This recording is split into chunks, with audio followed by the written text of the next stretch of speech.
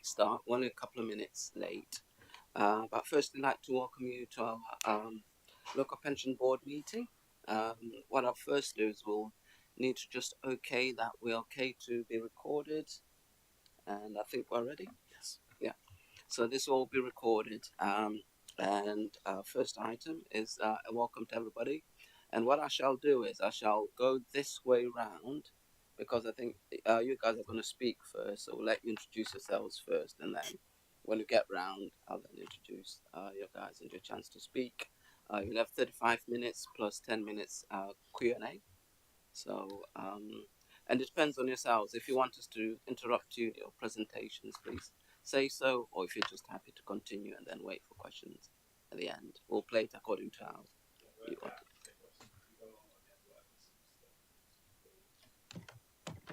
Okay, and then after the end of that item, that will be your bit done, and you're free to go home. And I think you'll probably spend more time getting here than what you'd be in the meeting. So apologies for that, but. Right. So as I said, first item is welcome and apologies. So I shall start with myself. I'm Tulani Molefe, chair of the local pension board, and shall go down this end. Yeah, I'm John Eisen, I'm the advisor to the board.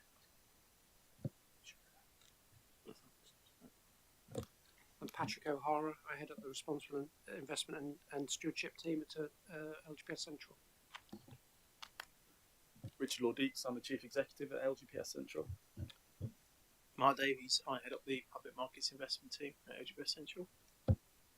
And Trevor Castledine, and I'm the Chief Commercial Officer at LGPS Central. I shall start at the back.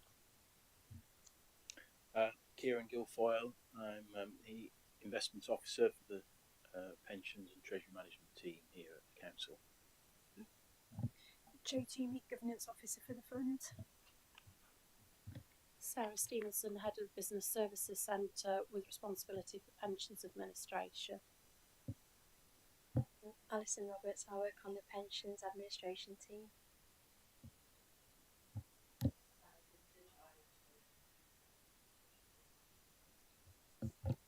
Councillor Imran Jalil, representing Nottinghamshire Council.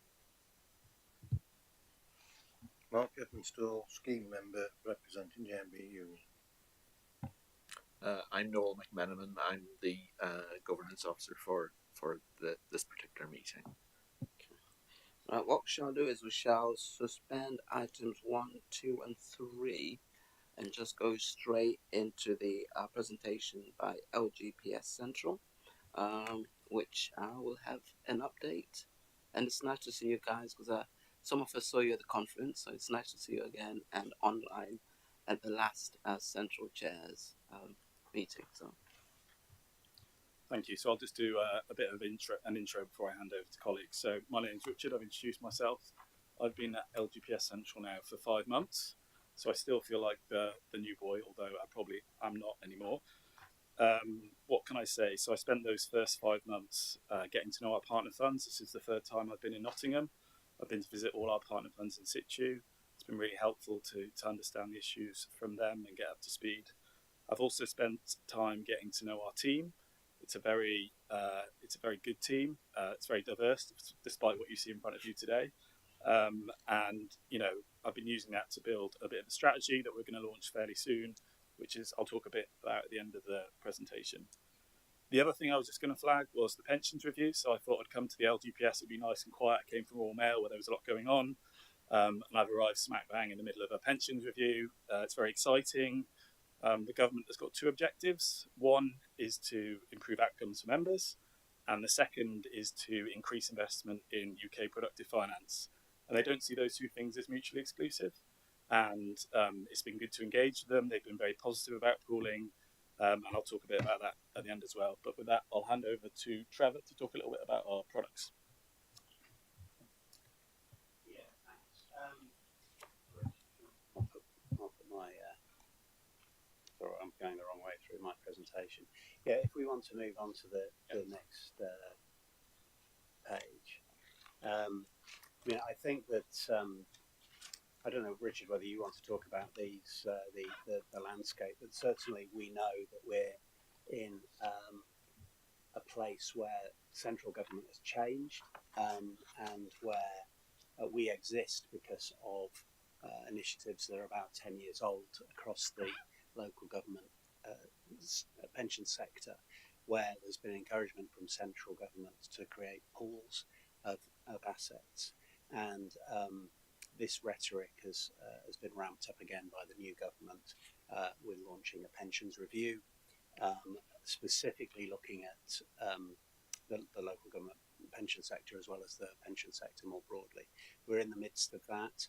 A consultation's taken place. We haven't had the report on that, although the timing of that is that there's supposed to be an interim report before Christmas, and then the final report next year. And things could change, but we're not here to speculate about that.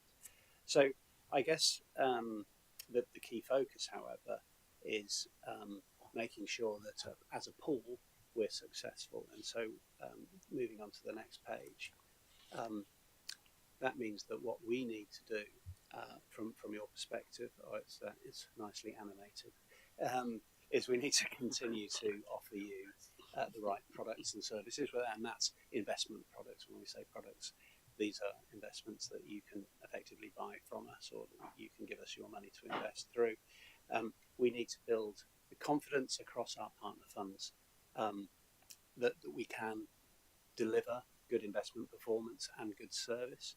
And of course, very importantly, we need to demonstrate value for money. And I think we are very good value for money, but we need to demonstrate that.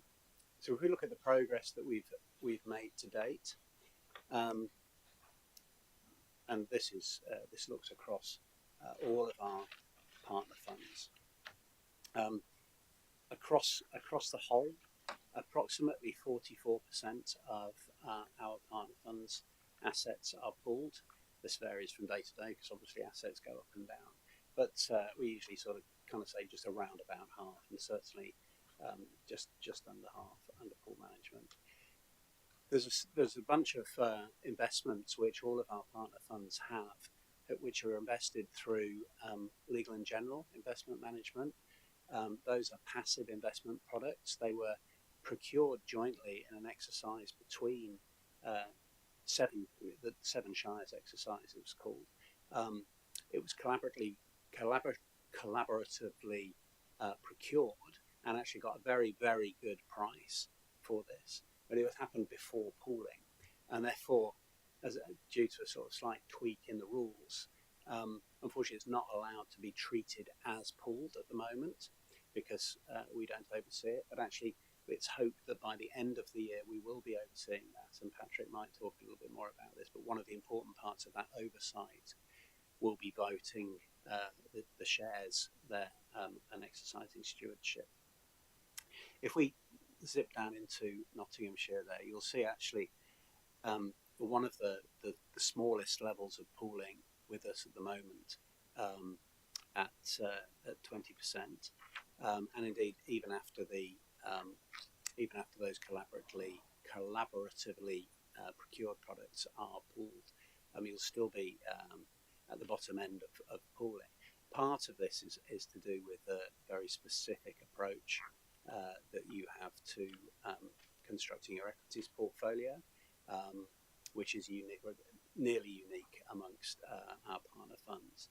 And so whilst we're concentrating on that, it's something that we won't have delivered full solutions for by the 31st of March.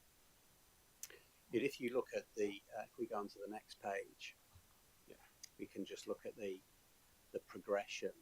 So if we, oh yeah, there we are. So every year the MHCLG, Ministry for Housing, Communities and Local Government, require local authorities to put in a submission about their intentions for pooling, and you'll see that the Nottinghamshire submission is still projecting to be very significantly less than half pooled, even after these the Legal and General products are brought into play at the end of March this coming year. So I suppose that's just stating some facts, giving you the information. We are working to provide some solutions to that unpooled part, but we need to collaborate and work together with the investment team to do that. So can I just ask you a quick question, which is just on the previous page. Obviously, Nottinghamshire has only got 20% in its pooling. So what I'd like to find out is how best would you help the fund to move more or put more going forward? Yeah. Well, look, I mean, I think it's quite a complex, it's an easy question with a complex answer, and Mark can maybe talk a little bit more about this as well. One of the things that we are working on, and we're working quite actively on, is providing a solution to a UK equities portfolio. That's not an active management of UK equities on a standalone basis is not something that we've offered, not something that other partner funds have requested us to give. And so from that perspective, it's not a solution collaboratively across eight partner funds. It's not a solution that we've been under pressure to deliver to maximise pooling across the group. However, and as I'll speak to this in a moment, our jigsaw of pieces that can be put together is now nearly complete, and so we are able to concentrate on that, and that's something we hope to deliver, and that's quite a big chunk of Nottinghamshire's equity allocation. Equities is quite a big chunk of the overall allocation, and I think if we unlock that piece of the key, that piece, will be the key to bringing all of the equities across, because as an investment team, we want to bring it across all in one go rather than in a piecemeal fashion. I think John Rayson's got a question for you, and Trevor, Richard, do you mind if I go first, Richard? Trevor, it's interesting what you just said about equities and UK equities. So, did I get it right that you've got a passive product at the moment, yeah, which is in here? You're now seeking to develop an active product that hasn't happened previously because it's a lower priority, because only NOTS has this big specific, I think it's about 1.2, 1.3 billion at the moment, allocation to UK equities. To what extent are you working with the fund? Because obviously, the only way pooling can work is when the pool and the fund come together. If the fund are here and the pool are here, it doesn't work. So I suppose the big question is, you're working on it, obviously you've said that, but I just wanted to go a bit deeper. To what extent are we engaged with the Nottinghamshire Fund, and where are they with this, do we think? So my top priority to solve that problem with Tamsin, the pensions officer here, to provide different solutions that are attractive and offer value for money for that product, and we're kind of in the midst of it at the moment. We've had early exploratory conversations a few months ago. We were tasked to go away and come up with solutions that will work, and then we've got to present that back to Tamsin and the team to make recommendations and take the product forward. Can I just come back on that, Mark? Just in other places, there's been different approaches to pooling. Some pools have, developed new products completely, and funds have taken those. At the other extreme, there's been transitioning, and I'm not saying this is right or wrong, of existing mandates on. I think the Access pool is a well-known one for that. I presume we're looking at some sort of new products and sort of a review. Is that what you're saying, or I don't know? Am I interpreting that right? Yeah. So it'll be a new product, most likely within our collective investment vehicle that we use. It's called an ACS sub-fund, which would then be allowed to be sold to like the other partner funds. And long term, would Nottingham remain the only investor in UK equities? Potentially not. Eventually, it might become attractive against the other clients. So they'll have the ability to unlock all their assets within that UK equity solution. Okay, Richard, I think you're coming back on that. Yeah, I was just going to add that while the percentage of pooling is relatively low, Notts pension fund is invested in a lot of different products, small amounts, which I think is, if we can give you the confidence to put more with us. I think you've laid the groundwork and dipped your toes in the water in lots of different places. So I think that's quite interesting and doesn't necessarily come out in the slides. So there's lots of allocations. There's a wide breadth of allocations to different products that we offer. Okay. Any other questions? No. So back to you, sir. Thanks. So I won't linger too long. I mean, I think if we can move on from this slide to the next one, which is the sort of the list of things that we do produce. I don't want to hang around on this slide. This is just a timeline that demonstrates that actually over time we've launched, I think the count is now 28 different funds, including public and private market offerings. And this has been navigating what are the common needs. Clearly the more of our partner funds we can satisfy with any product, the more focus it's going to get. But we're pretty much down the line now. And actually, if we look onto the next page. Sir, can I just ask a question on that? Yes. Sorry, yeah. It's actually answering part of it you answered in the previous one, which is obviously looking at UK equities. I think there's a government flow to mandate it, and how would you go about, what would be your approach to that for the fund? Because obviously it's a segregated market and got to find the products, but what would be your approach? Well, look, I mean, I think if the government mandates something, we'll have to say, look, there may be a bit of screaming and shouting from different people across the whole country as to whether they're really able to mandate some of these things. But assuming it's mandated, it's got to be done. And Mark made reference to this point, which is that actually, as we're working with Nottingham to deliver a product that's an attractive product, not just to Nottingham, but also across our other partner funds. And if there is a mandation to invest more in UK equities, then it's definitely in the back of our minds to make sure that product is something that the other partner funds can come and invest in, and it'll be structured in that way. Thank you. The next page, thank you, Noel, just shows the things that we are still working on. So we are working on, in fact, we've launched private credit funds. Private vehicles tend to be launched in vintages. So we launched a vintage in 21, we've launched a 24 vintage. Other credit funds, we're working on an overseas property fund. We'll see whether that gets launched this year. But then you'll see for next financial year, we've got these smaller companies and UK equities within the list of things which will be a big focus for Nottingham. And then moving on to the next page, you'll see this idea of a jigsaw puzzle. So I think, broadly speaking, we've looked across the country, we've looked at the different products that people might want. And I think, the green shaded things are things that we do, that Nottinghamshire use, that are useful.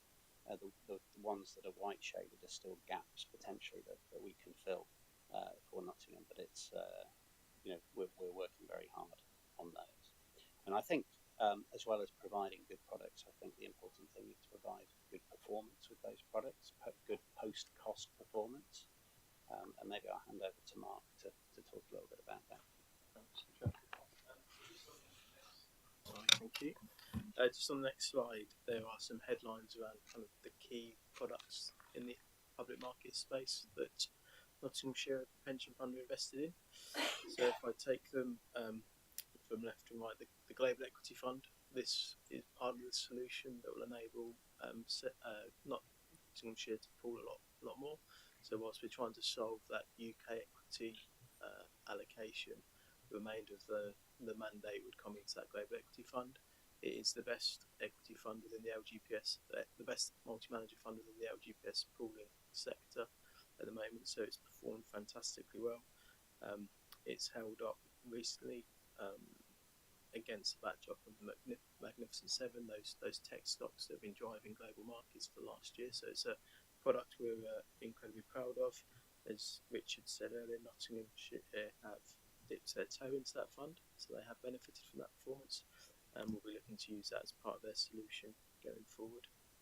The multi-asset credit fund, from the performance table on the next slide, looks like it's been struggling. However, these are bond-like instruments that are measured against an absolute return benchmark. So when those assets actually fell in value, the benchmark remained at kind of like cash plus 4 level, so it looked like they were underperforming. However, now we've seen over the last year, and those interest rate yields have started to reduce. We've started to see that fund pool claim back some of the underperformance. Relatively reaches its 3-year track record next year is the sustainable equity solutions we've got. We have 3 solutions there. Nottinghamshire invested in all 3.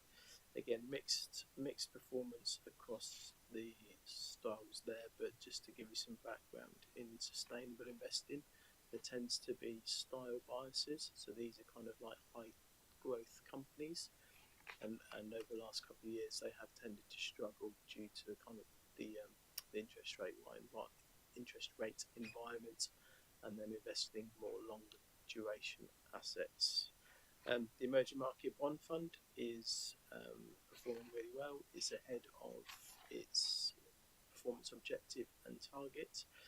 And unfortunately, the emerging market equity fund has struggled for performance against the backdrop of the Russia-Ukraine invasion and the slowdown in China. We are looking to make changes there to ensure that performance improves. On the next slide are those numbers you can see. Happy to take any questions there, but what I would say is the Public Markets Department at Central looks after £20 billion sterling. 10 billion of that is within passive funds, and are delivering exactly what they expected to do, whether that is the climate focused funds or the market cap ones. The others is spread across multiple products, fixed income and active equities. And when we look at it from the top down, 16% of our assets are actually underperforming their benchmark, which is quite it's a relatively low number versus some of the industry averages that you see. So while some of those numbers might not be agreeable, to put them in perspective, it's still quite a relatively small number that are underperforming. Assets are underperforming. The next slide is the private markets performance. So private markets take a different approach. They are you invest in those funds for a finite period for 10 years, and the managers commits the capital over a 3-year, 5-year investment cycle.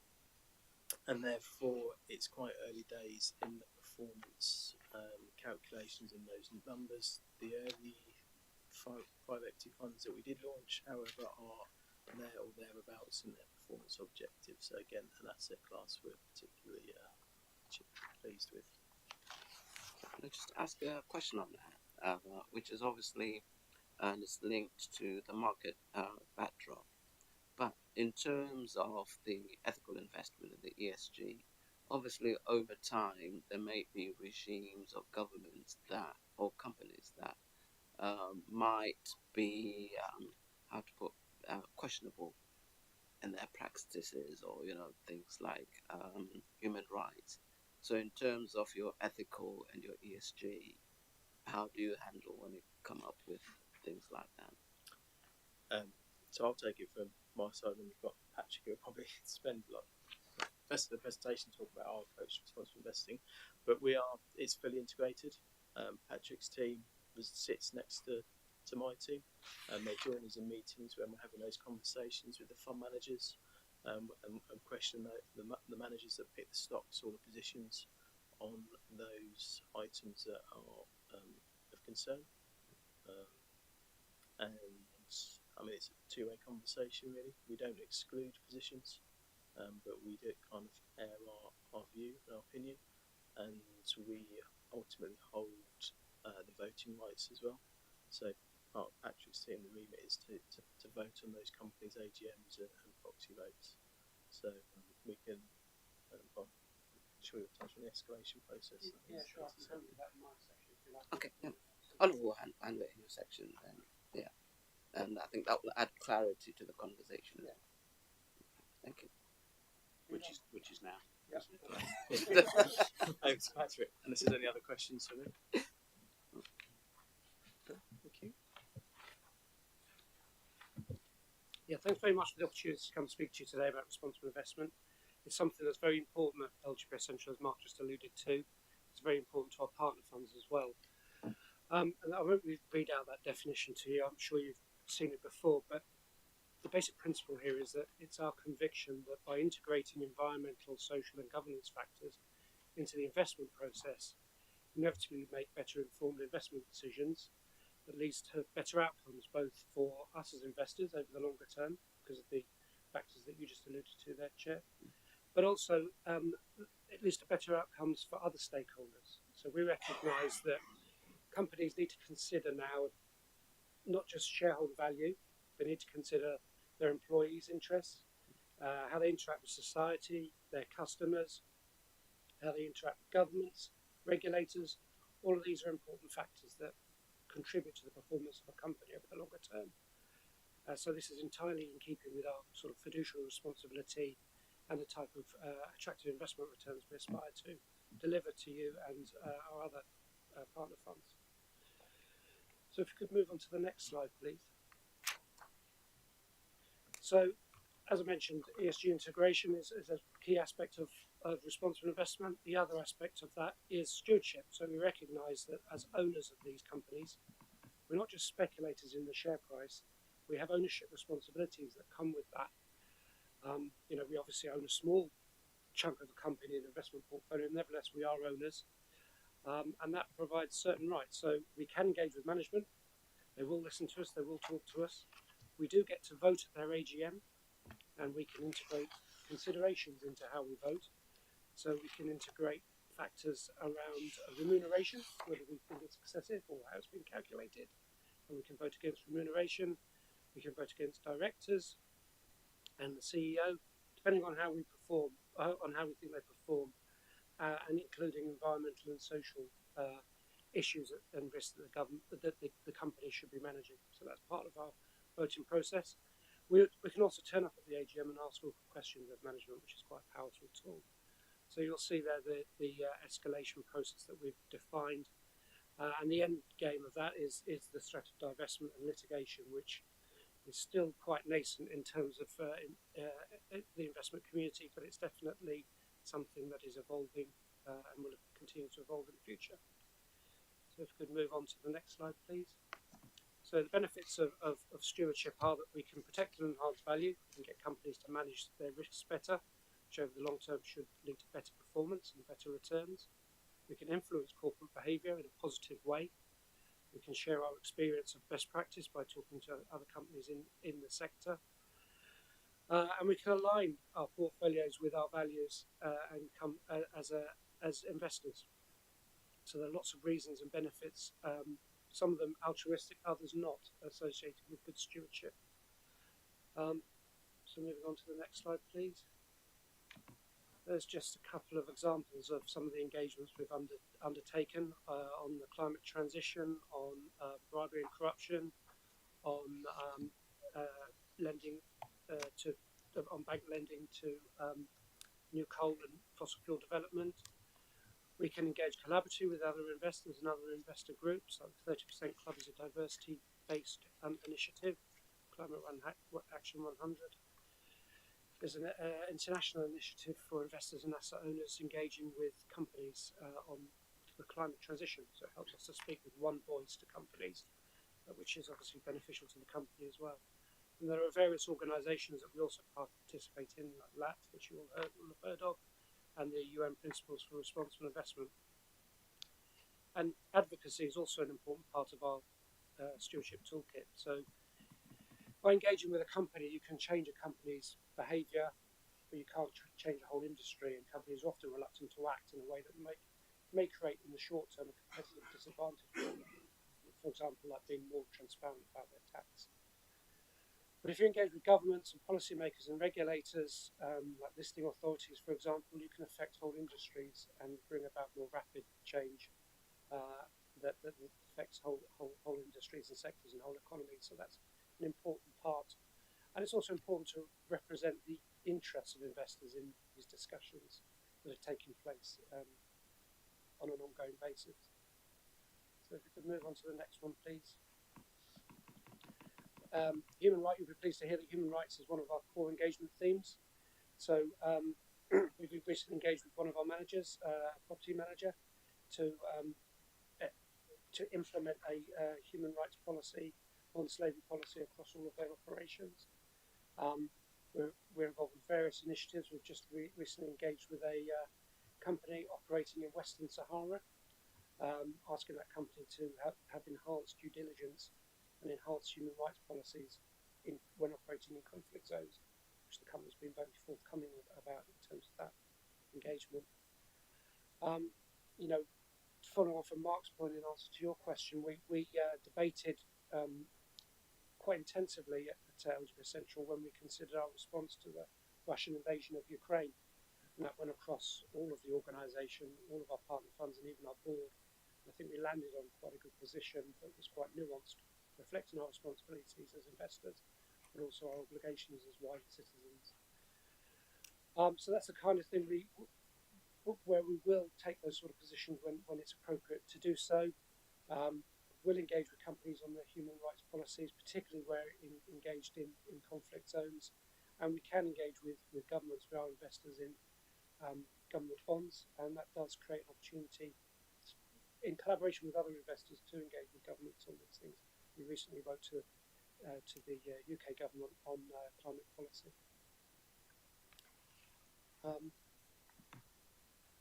Just on to the next slide, please. I won't dwell on this too long because it's quite detailed and we could be here for a little while if I went into the detail. But as you probably know, we have a net zero strategy which commits us to achieve net zero emissions, so a balance between the emissions associated with our investment portfolios and what's emitted into the atmosphere, so net zero. And that's also a commitment to achieve a 50% reduction in our carbon emissions by 2030.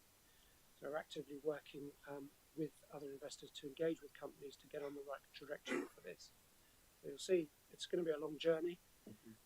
There's a lot of work to be done. Interestingly enough, in our investment portfolio, the most carbon intensive companies are not fossil fuel companies. They're the users of fossil fuels, so the cement industry, the electrical utilities sector tend to be the most carbon intensive companies, and we're working and encouraging them to shift to renewable energy, to understand their story around carbon capture and storage and how they plan to get to net zero, because most of them do have net zero commitments now. So we're trying to hold their feet to the fire and deliver against those. So if we move on to the next one.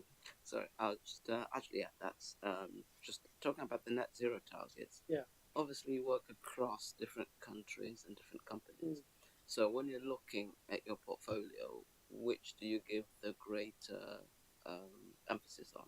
So it could be a country might say, we wish to be net zero in 2030, and a company might be saying we wish to be net zero in 2050. Yeah. So how do you balance the two, and which leads the other? Yes, the ultimate goal is alignment with the commitments made at Paris. And you're right, some countries have set 2060 targets and post-2050 targets. Not all of the companies in that country, particularly if they have an international shareholder base, are going with what commitment that the government has made. And it depends very much on the sector that the company is in.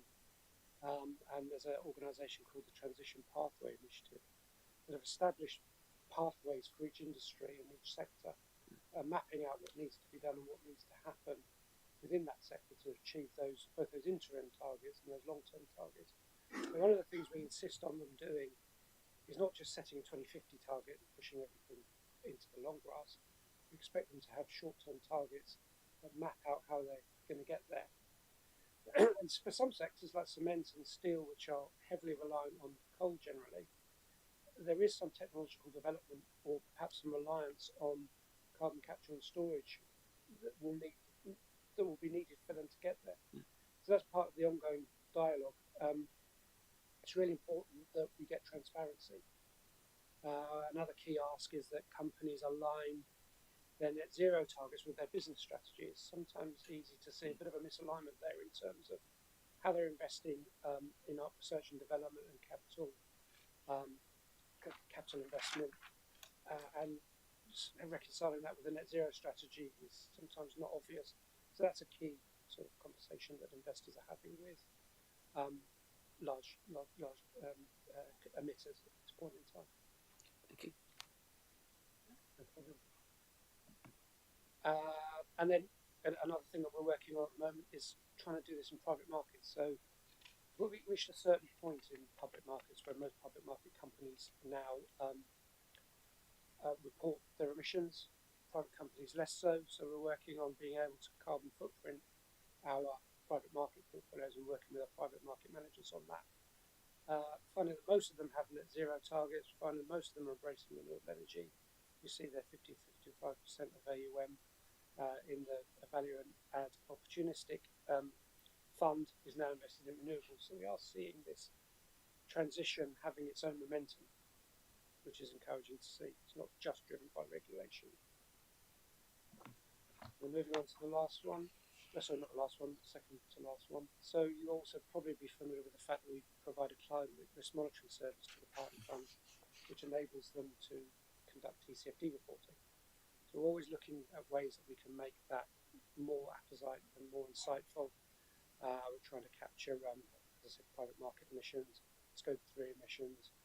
We're trying to look at the contribution that a company might make to the transition, so looking beyond their own emissions into their business model and how well aligned they'll be with the transition, both as to identify risk but also impact and opportunity. Moving on to the next one, please. Yeah, that's just a bit more on the work we're doing on private markets, so I won't dwell on that. And again, we're trying to enhance our reporting to partner funds by looking beyond and making it less climate focused and looking at other ESG issues and risks. So more immediate pollution risks, human rights, supply chain management, governance, bribery and corruption, these sorts of other important ESG risks that are more immediate that need addressing in the short term. And we'll continue to look to develop that service to make it as valuable as possible. Happy to take any questions, probably at the end or whenever you feel appropriate. Have we got any questions online or in the room? No, thank you very much. So the last slide, if you could turn to the next slide, is just looking forward. So we're in the midst of finalising our strategic business plan and budget. We'll be sharing this with partner funds shortly, but we're focusing on strategic outcomes. There's 4 of them. These are the what. The first one is strengthening relationships with stakeholders. This is our partner funds. The second one is enhancing investment performance. The third one is demonstrating value for money. And if we get all 3 of these right, we should increase our assets under stewardship. So this is very much the what rather than the how. The things we're focusing on are investment in technology to improve operational efficiency, investing in our people, and strategic partnerships with third parties. So that's a sneak peek into what's coming in the next few months, and we look forward to working with partner funds on that. The last thing I want to say is thank you for inviting us. I think this is the first pensions board that I've been to. I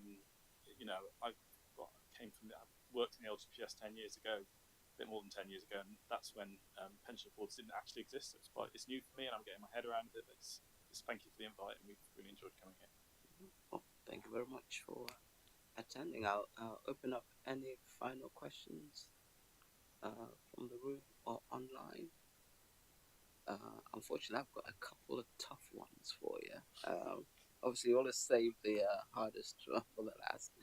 Just 2 ones, which is the first one is obviously government is pushing towards a Canadian model, which obviously means that in a lot of the Canadian models do actually employ their own internal managers. So how are you on that, and what's your projection or trajectory and your thoughts on that? I think some of my colleagues might have something to add, but I'll kick off. So a third of our assets are managed internally. So we have internal capability in passive and factor investing. Our climate factor passive fund is our kind of flagship fund. It's very popular. But what that gives us, I guess, is Mark can talk about this a bit more, but the capability to do more. So we could do more active investing in public markets because we've got the trading desk, we've got all the infrastructure in place to do that because of that passive business we run. Where in terms of private markets, it depends how you define it. So we pick all our funds ourselves. We don't go into fund of funds. We pick funds. We're running a fund of funds ourselves. We've also done co-investments. So these are kind of when you focus in on a bigger investment. And again, Trevor might be able to explain this a bit better than me. But we're ready to kind of look at doing direct investments in infrastructure. We've got an infrastructure co-investment fund that's ready to go to work. So we look to partner funds for where they want to allocate their assets, and we stand ready to deliver on whatever they need. Is there anything else you wanted to add first? Just the business was built in a way to be able to achieve that quite easily. We've got full FCA regulation, as I mentioned. Actually, we've got full FCA regulation capabilities ranging from trading equities to direct investments in private markets. So the ambition's there to do it. Platform's there to do it. We just need to drive the business forward to achieve it.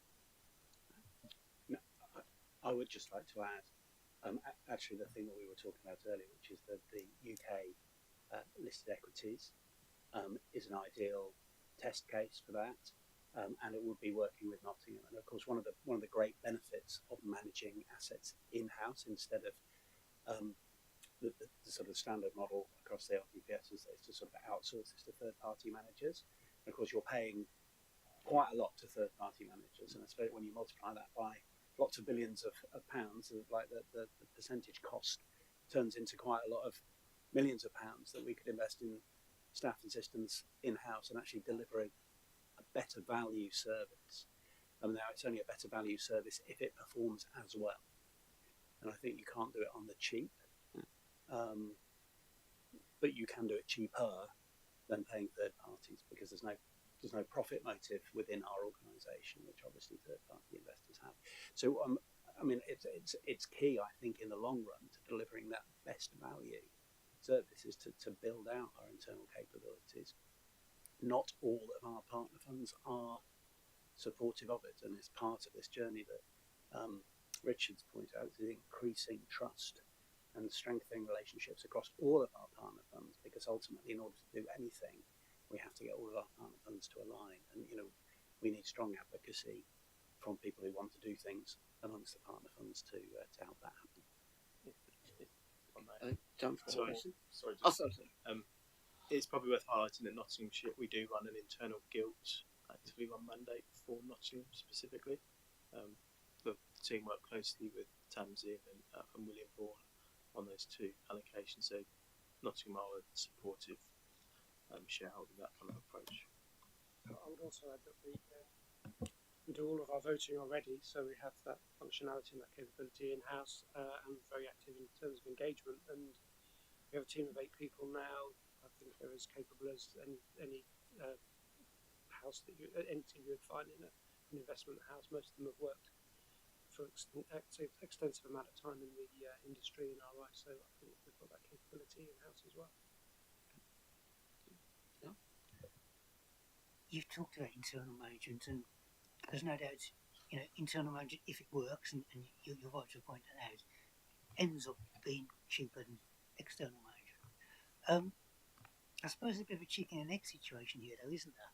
Because you've got external management at the moment, but to build up internal management, you've got to have the budget, and someone's got to almost have the confidence to give you the budget at the beginning of the process. So that's point one. And point two, I suppose, is actually getting the resources. So to what extent are you engaging with funds to try and improve the budget? Because from what I can see, and tell me where I go wrong here, I don't claim to have a knowledge of all 8 ports, but if you look across the board, it appears to me that borders to coast probably are very well resourced compared to yourselves, and Brunel are probably better resourced than yourselves. Tell me where I go wrong here. Both of those have, I think, significant internal capacity, particularly Borders to Coast. But Borders to Coast have a big budget. I know that for a fact. Where do you think your budgets might compare with others? And as I say, how are you engaging with funds to increase those budgets? Because it is chicken and egg. And I think everyone recognises that internal management, can really work. But how do you do it? Do you have any thoughts on that? Because I think budgeting is a big, big issue here, potentially. Or tell me I'm wrong.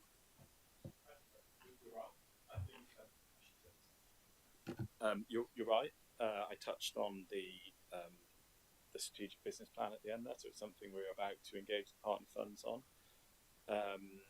What can I say? I guess in terms of resources, I'd say we're somewhere in between Borders to Coast and Brunel.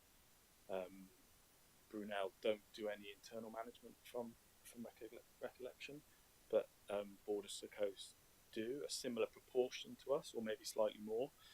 I think they do active equities. I think the big thing about internal management is it's a bit of a journey, and I don't think we're saying we would do it in every single asset class, but there's definitely places where you can move up the value chain and add value for partner funds.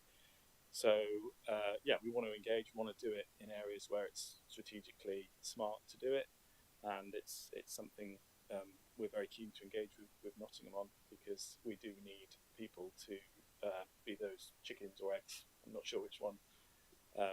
That said, we're already doing it in gilts and in equities, so we've got some of the infrastructure there, which kind of means we don't need to make that huge investment from a regulatory point of view, or in terms of order management systems, or in terms of having relationships with brokers. They're all there ready to go from our passive business. Yeah. Right. Any other questions? If not, just like to thank you very much for attending, and a greater thanks for answering our questions so completely. And I know there were a few tough ones in there, but thank you very much for your time and for answering them. And I hope to see some of you at any forthcoming conferences. I'm sure some of us will be attending, and any central meetings as well. So thank you very much. You're excused to go. Thank you. Thank you for having us. And if you're ever in Wolverhampton, do say hi. Oh. And a safe journey back. Thank you. Let's make sure they know where they're going.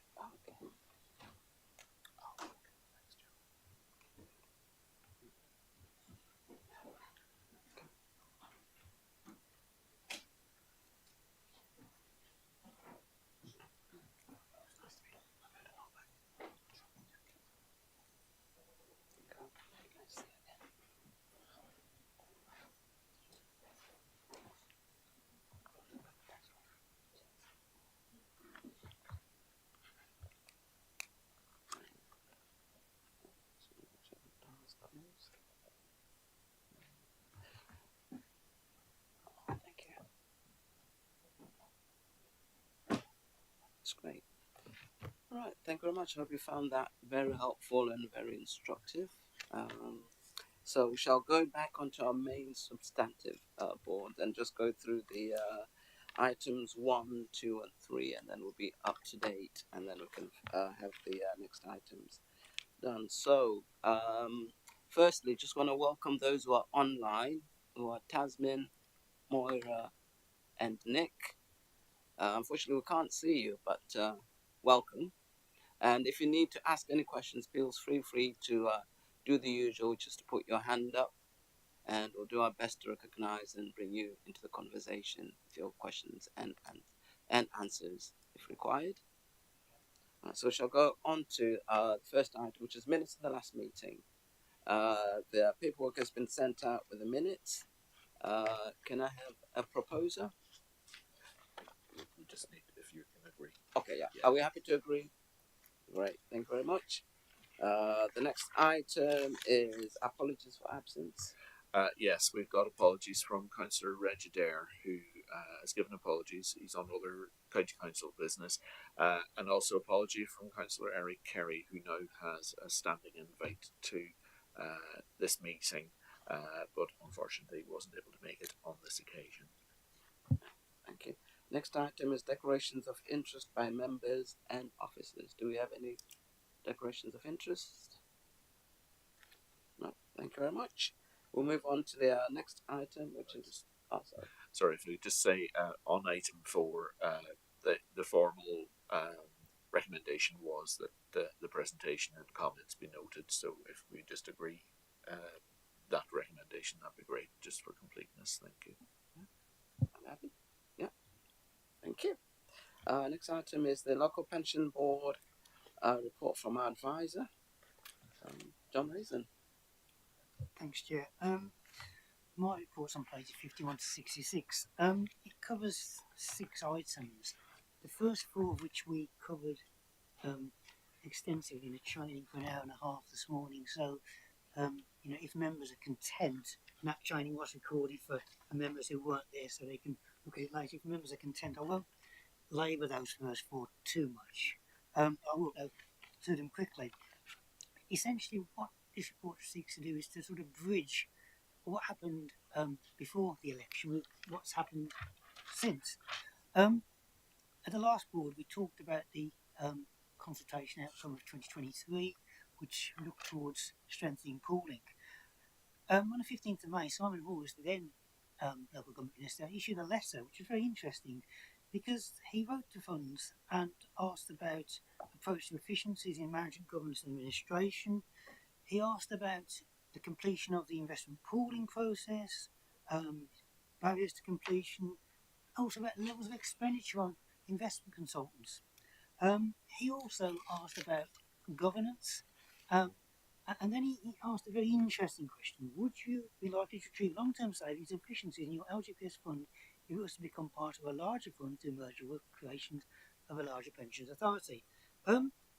Responses were anticipated by 19th of July, but we know that the Prime Minister, ex-Prime Minister, called an election on 22nd of May. But the SAB, Scheme Advisory Board, advised funds to respond, and most funds did respond. And so the new government has an awful lot of information that the last government requested. And I think this will inform their pensions review, because it's interesting when we look at the pensions review, themes from the old government are very, very clear in the new government. So, second thing is new government ministers. So there's 4 ministers who are really relevant. One is Angela Rayner, who's the Secretary of State, but the Secretary of State doesn't normally deal directly with the LGPS. The second is the Minister of State, Jim McMahon, who will deal directly with the LGPS. Interestingly, he's a former councillor, so I think he understands something more about local government than many ministers. That's probably quite important. Chancellor of the Exchequer is Rachel Reeves. Now, we know that the previous government was very interested in trying to coordinate Treasury policy about growing infrastructure and growth, etc. And we heard this from George Osborne back in 2015. Heard it from Jeremy Hunt only in 2022-23. The big problem they had was they couldn't get it all coordinated because you had Treasury, Department for Work and Pensions, who do private sector pensions, Ministry for Housing, Communities and Local Government, or Housing, Communities and Levelling Up, or whatever you want to call it, local government, 3 separate ministries, if you got to tie it together. This government seems to have observed what happened previously, and they have now a minister called Emma Reynolds MP, who is a minister both to Rachel Reeves, and you saw Emma Reynolds yesterday, I think, standing right to the left of Rachel Reeves outside number 11, but she's also a minister under the Secretary of State for the DWP. There's a joint role, so you can coordinate policy now between Treasury and private sector. They've also closely involved Jim McMahon as well. He's a more senior minister than previously for local government. And local government used to be a sort of 30-year minister, so now one below the Secretary of State. But also he's been brought in to things with Emma Reynolds. So the new government and the LGPS, what do we know about it? They quickly started talking about pensions. New pensions bill, mainly to do with the private sector. But then they started to talk about big bang on growth, boosting investment strategies, and a governance review or a pension review. But they also talked about unlocking investment potential of the LGPS. That's interesting, actually, because the LGPS was 107% funded at the last valuation.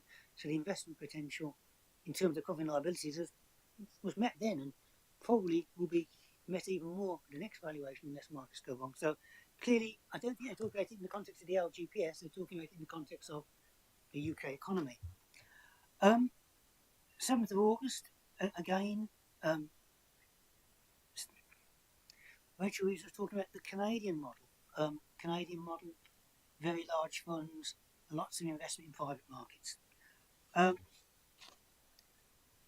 So they've announced a pension review, 16th of August.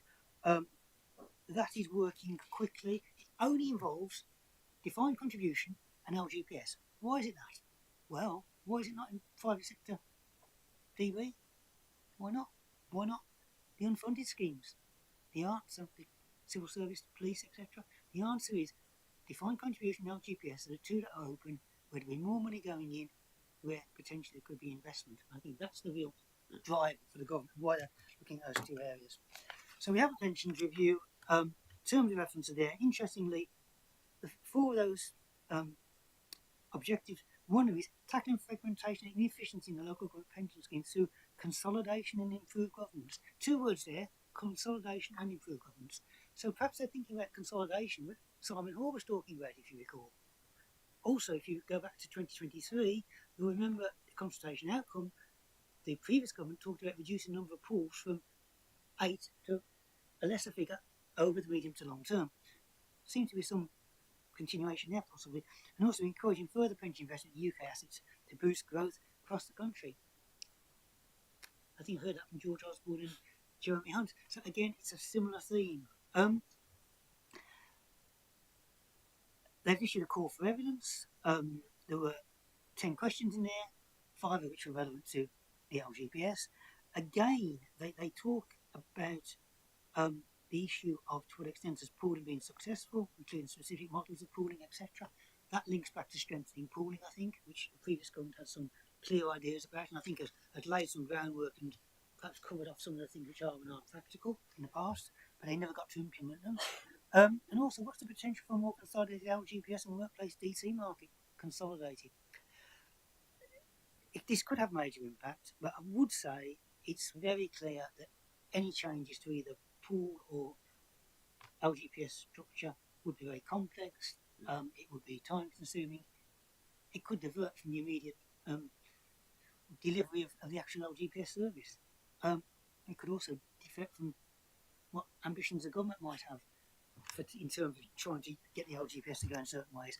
So we don't know what the answer is at the moment. All we know is that Emma Reynolds has publicly stated that there will be an interim report in the autumn. I presume the autumn's by the end of November, but let's say at least Christmas, because she has said that there will be a full report by next year. So we look to get some answer this year, some answer, further answer next year. We don't know what it'll be. We covered it at length this morning. I think we'll be here probably for an hour for us to talk about that. But that's essentially where we are. The government is moving at pace, and I think has learned and is building on a lot of what the previous government did. Policies are very similar, approach seems to be similar. It's just, I think, more robust now. The other big difference, of course, is the last government, towards the end, put in place that team of civil servants that wasn't there for some years. So they're there ready to fire up and write regulations as appropriate. Just a couple of other things. On page 60, Scheme Advisory Board recently issued a statement on fiduciary duty and lobbying. As we know, lots of funds have been subject to lobbying. Climate change was the first thing that happened, and I was here when there was an interesting deputation on climate change on one occasion. There's also been some interesting deputations around the country on the Palestine-Israel issue. The sub-commentary, I won't go through it all, but it is, I think, very, very helpful in terms of laying out certain points. It's also very interesting towards the end, where they do say, and I'll just read this: when acting within their fiduciary duty, the administration authority is legally obliged to limit itself to acting in the best interests of scheme members, and the views of local residents generally on ESG matters is not relevant. That's quite a strong statement, actually. I'm not going to comment on it any further, but we know we've had lots of residents groups, etc., along as well as, say, trade unions. I think there seems to be a clear differentiation as far as the Scheme Advisory Board is concerned. For example, between the representatives of scheme members, i.e. trade unions, and perhaps scheme members who come together in groups, and local residents. I'll comment no more, but I did just pick that out. It was interesting to see that. So that's that. The other thing here on pages 61 to 65, 66, is a review of the GAD views on a 2022 evaluation. Now, that is, I'm afraid, about 130 pages, 140 pages, the whole review. I've tried to summarise it in 5 pages. But essentially, GAD, I think, has come out with a very positive review. They have to look across 4 issues. Compliance and consistency, which is how the 4 actuarial firms approach evaluation. And they've said that they comply with everything that's needed. Now, GAD, I know wants more consistency from the actuarial firms, but actually, if you look at it, the actuarial firms are all acting within the requirements of the Faculty and Institute of Actuaries, and therefore they will have differences. GAD himself might want more consistency, but as long as the actuaries act within the guidance of their professional bodies, etc., that they're absolutely acting correctly. So there can be no sort of criticism of that, even though GAD would like more consistency, but for the reasons they explain, comparisons. Solvency and long-term cost efficiency are issues to do with the individual funds. GAD looked at this across 12 different metrics across the 86 funds, and they've ranked them from red, amber, white and green. Only a red is a really serious one, and amber's a warning, but it doesn't mean you fail. So you've got about 1,000 indicators there across the whole LGPS. They issued no reds and only 3 ambers, and 1 amber to 3 different funds, 1 county and 2 London boroughs. So overall, I think that's pretty positive in terms of consistency and solvency, and long-term cost efficiency and compliance. That's really all I want to say on that. I'm happy to take any questions. Thank you. Any questions? No? Thank you. The recommendation is that we accept John's report and and identify any actions that are required, which I think John's report has been, thankfully, part of it has been covered, so it's been brief, to the point, and papers have been sent out. So if there's any further questions, then here's your opportunity to ask. I'm just talking to those also online, just in case you've got any questions. No questions in the room. If that's okay, we shall move on to the next. Just want to say tonight, it was recorded this morning, so for Councillor Jill, if you want to listen to that recording this morning, it was an hour and a half really on the first 4 issues and trying to link it all back to 2015. So it was a lot more than in here, and the presentation papers which will be sent to you sort of do give a history of where we've got to, because there is a logic to where we've got to now and where the government's going. They haven't picked this out the air. This has been built on progressively since 2015. And that was explained, hopefully, this morning. Okay. Thank you. Are we happy to accept the recommendation and move on to the next agenda item, which is the report on cybersecurity, of which the recommendation is that we note the contents of the report and agree to receive regular update reports. And I believe, Sarah, you're the one who's leading on this, so the floor is yours. Thank you, Chair. So the purpose of this report is to update Pension Board on the work being undertaken regarding cyber security. Board members will be fully aware that the LGPS fund holds a significant amount of personal data and assets, and also interacts with a wide range of partners and suppliers who handle the fund's data on the scheme's behalf. I think we're all aware of the increase in cyber attacks, both from a work but also from a personal perspective. Fraudsters, scammers, cyber criminals are becoming ever sophisticated and remain one step ahead of the work that we can do to protect both ourselves but also the wider fund. The Nottinghamshire Pension Fund, like a number of LGPS funds, does have an interdependency with its host authorities' ICT provision. So, for example, the Nottinghamshire Fund has a reliance upon the Nottinghamshire County Council's ICT service, but also benefits from the processes the council has put in place around cyber security. Again, the board will be aware that the pension regulator has set out specific expectations regarding cyber security and controls. These are detailed in two specific documents.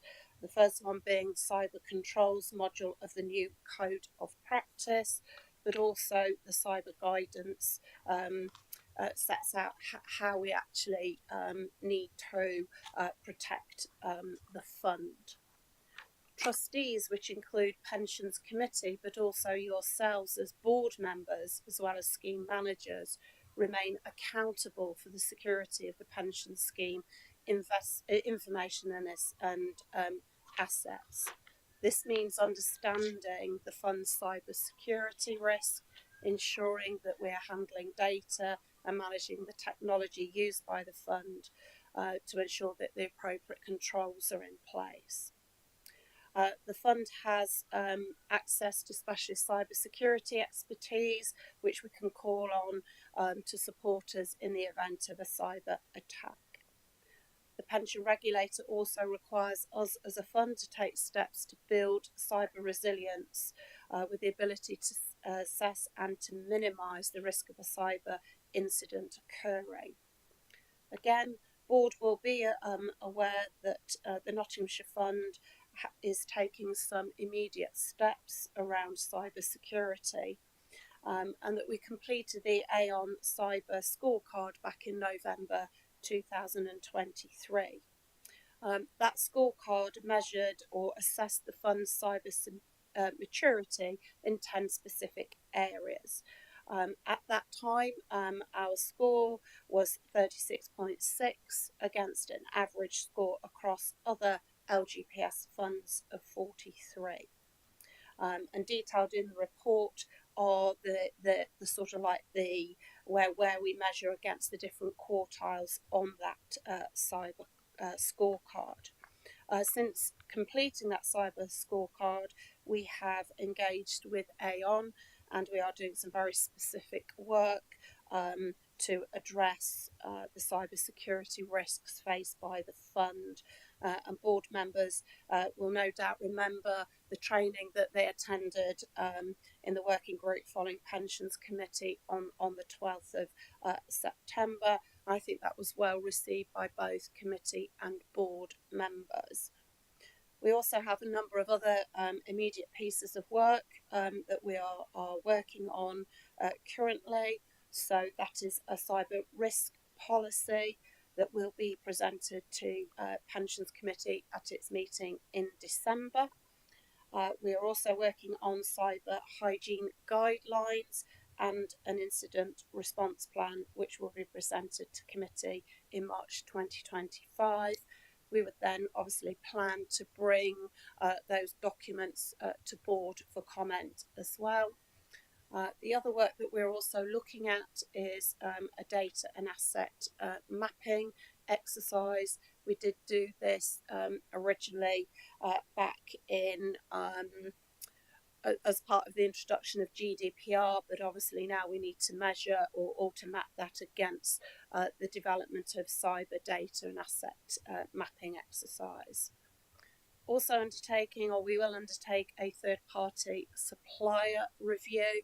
No doubt board members will remember from a previous report that we are currently working on a move of our UPM system out of the on-premise data centre into a hosted environment, and shortly you'll hear more about the work of the systems team following this report. Once we've completed those pieces of work, then we do plan to do a reassessment of that cyber scorecard to show how we have moved our score against what we measured in November 2023. So really this was report was for the board to note the contents and to agree to receive regular update reports going forward. Obviously, I'll take any questions from board members. Thank you. Mark? Thank you for that. I noted that there's going to be a development and it's going to be presented to the pension committee. Can also these be presented to the pension board? Yes, of course. They will come to the board probably in the April meeting as a collective group of documents. Yes. Thank you for that. Any other questions? Well, thank you very much, Sarah. Lovely report. And we shall move on to the next item. And I think just before, I've got a note. I realise that we've got, and I do know some of the people online, but could you introduce yourselves, please? Talani, if I present the report, then I'll do that as part of my Okay, report, if that's okay. Yeah, oh, that's great. Thank you. All right, shall we move on to the next item? And Sarah's leading on. Yeah. Prior to the presentation of this next report, and following on from a discussion at pre-agenda, I just wanted to update board members on the vacancy that we're currently holding of pension manager. So the board will be well aware that John Clues held the post of pension manager until his retirement in June. At this moment in time, I've chosen not to go out to replace that post, but have actually stepped in to do more of a deep dive, understanding of how the office is currently working, prior to then reviewing that job description, then going back out to the market to appoint a replacement. So I'm actively involved in working with the pensions admin, and that is around driving some of the transformation that we've talked about at this board meeting before, and obviously I'll cover that in more detail when I present the annual performance report at the January board meeting. So I really just wanted to update board members of that situation ahead of delivering this particular report. So this report is to introduce a presentation from the pension systems team to update the board on the team's current and future work programme. So we do have members of the team present here today in person. So we've got Alison, who's one of the senior practitioners leading the team, and Tyra, who's one of our functional support officers. Unfortunately, 50% of the team are unwell, so they are joining remotely this afternoon. Moira was intending to be here in person to present with Alison, but has conveniently lost her voice. But so we've got Moira, who's one of the team leaders, and Nick on screen. I'm sure they will contribute as and when they're able to during the presentation. But again, coming back to this particular report, obviously the admin authority has a statutory responsibility to ensure proper administration of the scheme. Provision of the pension administration scheme is business critical, and the systems team support the pensions office to meet its statutory responsibilities. Again, board will be aware from previous reports that the administration team use the Civica Universal Pension Manager system. That system has been in place since 2014, and more recently we have ordered a contract to Civica which will take the use of that system through to the end of March 2031.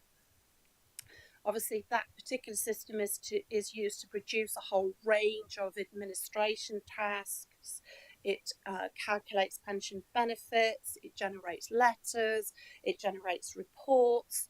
We hold documents on members' records. It has workflow functionality built within it. It's a very complex system, and shortly you'll understand more and hear more from the team about that system and what our work programme is, both for the current but also in future years. What I also brought to pre-agenda was a plan that after today's presentation from the pensions admin team, that we will then have a schedule of other members of the pensions admin team coming to present more about their function within the office. So there is a little schedule there within the report. So for the January meeting, I'm intending to bring along the employer support and compliance team so that you can hear more about the work that we do to support our scheme employers, but also to get our scheme employers to comply with their statutory responsibilities. And as part of that work, we intend to review the administration strategy in the final quarter of this financial year. As you know, we do present an annual report on the admin officer's performance, but our performance is very much driven by the input that we get from scheme employers. I think it's fair to say we have well-behaved scheme employers and those that are not so well behaved, where actually I think going forward reporting their performance to both committee and board may mean that they sit up a little bit, take a bit more note, because they will be answerable for their actions going forward. To come to the April meeting will be a presentation from the technical and regulations team. Again, board members will be aware that there are several sets of regulations that the Pensions Administration Service have to work under. So we have regulations that cover pre and post 2008 scheme, and also the introduction of the career average scheme from April 2014.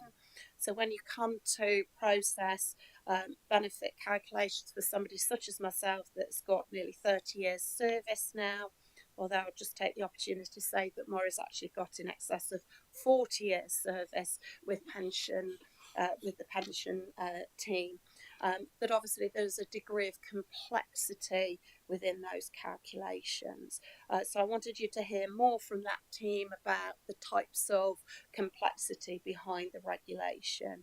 And then finally, at the July meeting will be a presentation from the actual pensions admin team themselves, so you can hear more about their day-to-day interaction with members and delivering the service.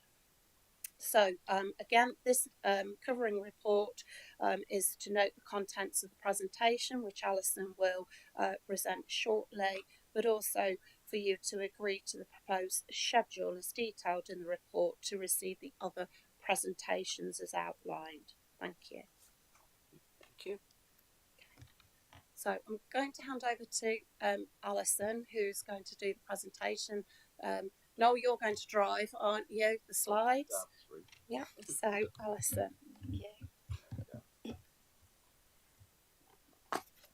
Okay, so just a little bit of background really. So the pensions admin team use the Civica's Universal Pensions Management System, or as we call it, UPM. It's in its own right, it does the basic calculations, it stores all the data, it stores all your letters and stuff, but there's lots of extra modules that are involved in the system. So we've got the employer hub module, which allows employers access to the system. We've got a single payments module, which allows us to make the payments to members' bank accounts when they come to retire. There's additional checks we've got in place, so the address gazetteer there, where we can check the accuracy of addresses before they go onto the system, so we know that when the time comes, letters will get to those addresses. The structure of the team, so the team is led by myself and Moira. That's been since June this year, when Moira took flexible retirement.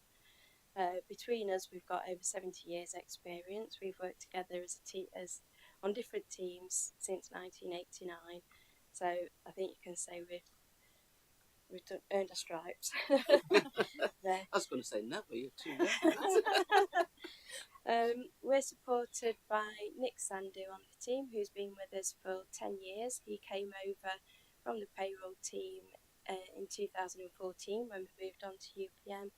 And more latterly, Tyra, who's been with us for about 2.5 years now. We're responsible for the support and the maintenance and the development of the UPM system. So whenever any new modules come out, we're responsible for getting them into. We've got a trained system where we can do all our testing, we can refine everything. Once we're happy with it and it's all signed off, it will then go into our live system for use by the rest of the admin team. We also need to keep the system up to date with any legislative changes, which in the world of pensions can come thick and fast. Examples like McLeod and GMP reconciliation, they came along and they're still happening now. These things can go on for quite a while. If you can move on to the next slide, please. Thank you. And as Sarah mentioned earlier, Civica were awarded the contract for 7 years, which went from April 2024 up to the 31st of March 2023. 2031. So this means any new modules that are developed will get access to those automatically as part of that contract. We've been working with the Civica consultants and we've been using their professional service days to develop all the improvements and the implementations of some of the things that you're going to be hearing about on the following slides. If you can move on to the next one, please. So these are the UPM modules that are available as part of our contracts. The items in green are the ones that we already have use of in our system. The items in orange are the ones that we're currently working on, and we're so far through those projects. And the ones in red are ones that we know we're on the horizon, but they're not quite ready for implementation just yet. Just to give you a couple of examples, so the ones in green that we're already using, the integrated document management system, it means that we can keep all the documents stored securely on members' records, and they're generated directly from the members' records or from calculations that are run. They're just automatically stored against that member's record. We also have a workflow system, which means we can automatically create the workflow processes that are required on the members' records to ensure the records are kept up to date with any items that come in from the post. If you can go on to the next slide, please. So these are the headlines of the roadmap of stuff that we've been working on during this last year. The main items or the main projects we've been working on are the employer hub. So we have got an employer hub at the moment. We've now got a newer version. We're working on McLeod releases. This is so we make sure anybody who's affected by the McLeod legislation get the correct benefits when they come to retire. Process automation. Excuse me. Yes, process automation, sorry. That's where we're developing improvements and efficiency savings for the pensions admin team. Sarah's already spoken about the cyber security and the cloud I'll come on to later. So can I just ask a quick question, which is to do with the previous slide, which is I noticed that you're looking at AI chat boxes and telephony integration. Yes. Could you just explain whether the two are linked or those are going to be separate? They're not linked, no. The AI chatbot is it's a new development Civica are working on, and it's more related to the technical regulations. So it should help an administrator if they've got a query about the regulations that they're not quite sure of. They should be able to type that into the chatbot and get a response straight away. So it's like a first step, if you like, if you've got any queries. Okay, and the telephony integration, is that just getting all the telephones working together or upgrading the telephone system? Yeah, sorry, I don't know quite so much about that one. You might know more, Sarah. Okay, so there's two parts to that. We've implemented something called Touchpoint, which is the council call centre technology. So that allows us to have the IVR, the interactive front end, option 1, option 2, etc. And as part of that, we now record calls, which is very interesting, particularly when members may make a complaint and they give us their version of the call, and then obviously we listen to the actual recording. Possibly we get a slightly different version of the conversation, but that integration between Touchpoint and UPM is around screen popping. So at the moment, if a member rings up, then the officer has to go and search for their record. Integration, if we're holding that telephone number on the system, that it will pop the screen, and then you move into a different level of identity verification of the member. So that's something that we will look to do over time. That's great. Thank you. Oh, sorry, Mark's got a question. Because we spoke before in past, because most statements, or all statements come with a paper exercise, there was a discussion around it digital. And then can we have an update on that one? Yeah, we've got a slide later on about future improvements, and that involves the member web. And that will be where members will be able to log on to a portal and be able to access their benefit statements online. Okay. Okay, go to slide 6, please. So one of the areas we've been looking at the moment is the employer admin solution. Phase 1 of this solution involves the existing users, of which we've got 4 employers currently, moving from their current employer portal onto a new version. This is the first phase of the project, and the newer version it's browser based, it's easier to use, it's more modern looking, it's better security in that it's got 2-factor authentication, so that's an additional security benefit. One of our future developments, which I'll talk about later on a later slide, is monthly returns, where we get member data on a monthly basis rather than an annual basis, and this is a prerequisite of being able to use that functionality. To be honest with you, this project hasn't gone as smoothly as we'd hoped. We would have hoped to have been live with this new version by now, but when it went to have some penetration testing, there was a vulnerability found with the password reset functionality. So our software providers have taken that away, and they're now working on a solution for us, which should be with us in the middle of November. So again, we'll be able to pick that up again and get moving on that again. Whilst we've been delayed on the systems team, there has been a lot of work still being able to be undertaken to get this project moving, with the employer support and compliance team, who have been creating guidance notes and producing communications to the employers to let them know what's happening. And phase 2 of the project, which will also be managed by the employer support and compliance team, is then the rollout of the new employer hub to the rest of the employers. And I understand you're meeting with the employee support compliance team in January, so they'll be able to perhaps give you a bit more information on that at that point. Next one, please. Thank you. So as part of the pensions transformation programme, we've recognised that we need to change the way we administer the scheme, and we feel automation is the key factor in achieving this.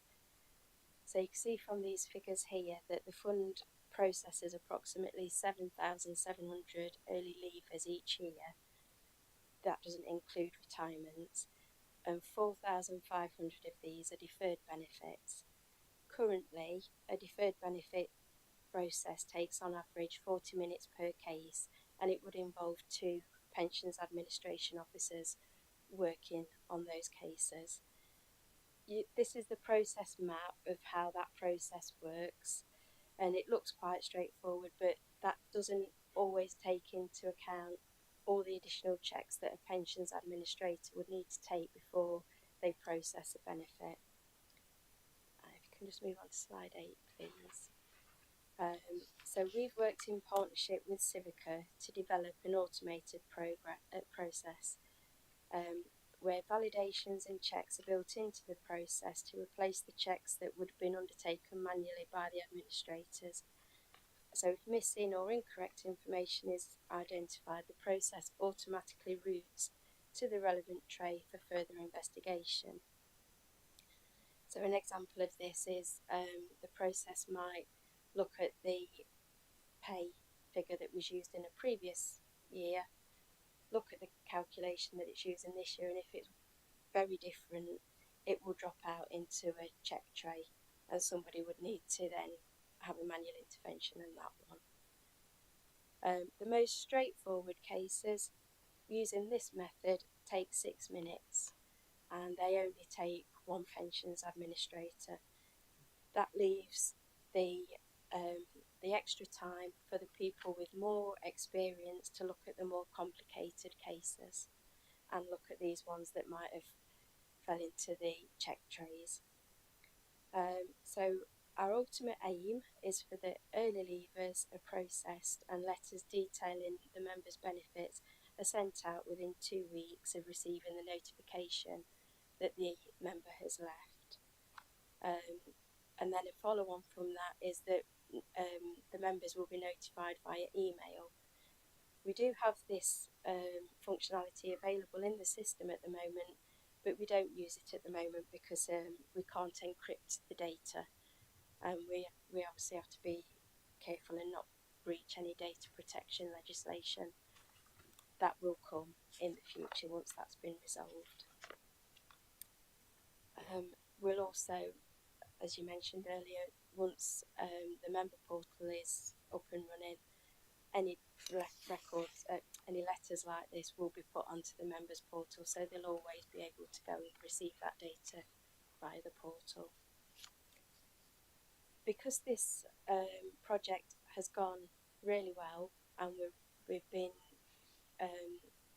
seen the benefits of all the validations being put into this process, we are going to be rolling out those validations into a lot more of our other processes. It just makes sense to save the administrators time and let the system do that particular thinking for them. It just makes sense, and it will improve the efficiencies in the system. So if you can go on to the next slide, please. So as you can see, this is the new version of the process map with all those validations. It's got all those additional checks in place, and as I just said, the process itself does a lot of thinking for you, in that it does all the standard checks for the user. And you can go on to slide 10. So the Pensions Committee have previously approved the funding for the migration of the UPM application to Civica's Microsoft Azure Cloud hosting environment. This also aligns with the Council's journey to the cloud and the ongoing Transforming Pensions Administration programme. So working with Civica and NCCIT, we're currently developing a plan for the technical build to move to this hosted environment. NCCIT have robust systems in place around cybersecurity and are ensuring that the technical build meets the Cyber Essentials Plus requirements. The technical proof has now been provisionally approved, and the move to the cloud will continue to the fund's contribute to the fund's cybersecurity. It complies with the pensions regulator guidelines and will also provide a platform to access the new modules and software that Civica developed over the contract term, which again is in keeping with the transformation programme. Slide 11. So these are our 25-26 plans. for developments. So this, I would say, this is the current version of the plan, and it's based on modules that we do know about. It could, of course, need to be modified at any time, depending on any unexpected changes or priorities that come to us. As I mentioned earlier, examples of that are the GMP reconciliation and McLeod cases, which were pieces of work. Whilst we knew they were on the horizon, I don't think we quite knew they were going to take up quite as much time as they have done. A couple of the larger projects that we're working on or hoping to work on and move into the live working environment for next year are the monthly returns and the member web. I'll go on to more detail on that on the next slide. Some of the other items, we know they're in the pipeline as Civica are working on them and they're being developed. They're just not ready yet to test and deploy into our systems. So on to slide 12, please, thank you. So just a couple of items that we were going to be working on. These are our main projects for next year. Member web. So most people now expect to be able to do things online. Everything's moving that way. So with member web, members will be able to have their own login and be able to carry out a number of tasks, from informing us of a change of address to running an estimate of their own benefits. And as well as giving the members the ability to obtain this information quickly, it will also ease some of the workload in the pensions office. We've seen a demo of the member web from Civica. It looks very modern, very easy to use, and more importantly gives the members sight of the information we hold for them for their own peace of mind. It would also mean that the pensions dashboard, all that information all ties in with the information held on the pensions dashboard as well. So if a member does go to the pensions dashboard to receive their information, if they've got this as well, they get a full picture of all the benefits with the NOTS pension fund. Monthly returns are a more efficient way of the employer notifying us of their member data, i.e. New joiners to the scheme, changes to member data and leavers, and they can inform of these on a monthly basis rather than an annual basis. At the moment we do get a spike in work after that annual work is completed. So it means we'll have records updated in a more timely manner, and there'll be less intervention when the member leaves because the record will be accurate and up to date. And then on to slide 13, please. So these are a couple of items that we know Civica are currently working on. We know they're going to be of benefit to us because it will be an improvement to security of the system and the integrity of the information we hold on the members' record. They've not been released yet, but as soon as they are, they'll be implemented, tested, and then go live. That's the end of that presentation. I hope you found it useful and informative. And if anybody's got any further questions. Any questions? Mark? Thank you very much for that presentation. When eventually it does go digital, because obviously we're dealing with a lot of people, a lot of members that have all levels of education, will they still get the option of having it digital or paper? Yes, there's an option within the UPM system, a preferred method of communication. So if a member specifies that they still want to receive things through the post on paper, we can accommodate that, Yeah, and one of the things that I do get asked a lot of times is when I come to the board is to speak to somebody, say, keep it simple. It's got to be user friendly. I know it's a difficult process with all the information that's on there, but they can't understand some of the stuff that's on there. Yeah. Thank you. Keep that in mind. Thank you. Thank you very much for that very deep presentation. Just a quick question I wanted to ask is, have you experienced any teething issues with it? And what identifications have you found, and how can we make it easier? So going forward, obviously anything new comes in, when a new system is introduced anywhere, Yeah. It's always challenges. It's always difficult because you're not familiar with it. Even though if you have 50 years of experience working on something new comes in, it's more difficult in moving forward. So I'm just looking at the end user and how could we make it easier for them to use it, and just identify what possible things could go wrong and how we can have some kind of barriers to prevent them happening, or Yes. simplifying some stuff. To be honest, we've only had a quick demo of the members web at the moment. How that interacts with the pensions office as a whole, and how I guess we'd have some online tutorials with it or something like that. That's just literally off the top of my head. I don't know whether they're available, but it might be something that we could develop as part of Nottinghamshire Pension Fund to help users with that, and have an online guide that they could follow. There are other LGPS funds that use Civica who've already got the member web live. So obviously there's something about how we learn lessons from them as well.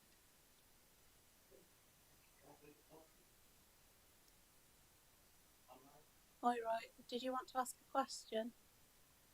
Oh, I was going to say about you other LGPS funds, Sarah, learning from them. In my strange voice.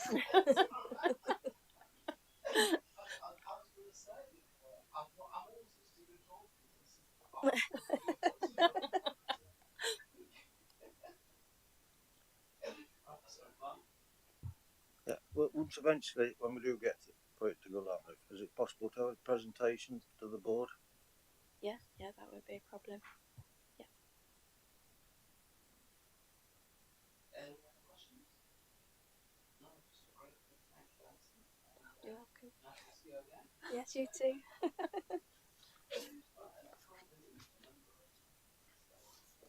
I know.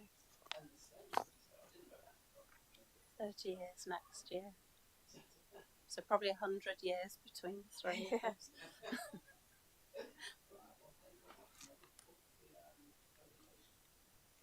Shall we move on to the last item, which is on the agenda, which is the pension work programme and second. Well, I can have I have a quick initial stab. I think, to be fair, Sarah's gone through it. Certain elements of it already, but next meeting we've got our standard items, LGPS update, we've got risk management strategy in there as well, and pension administration performance report, and that's likely to be the final pension board meeting at County Hall. Because I believe our April meeting is likely to be at our new venue in outside Hogan. So, any questions, comments, or additions? Happy to take.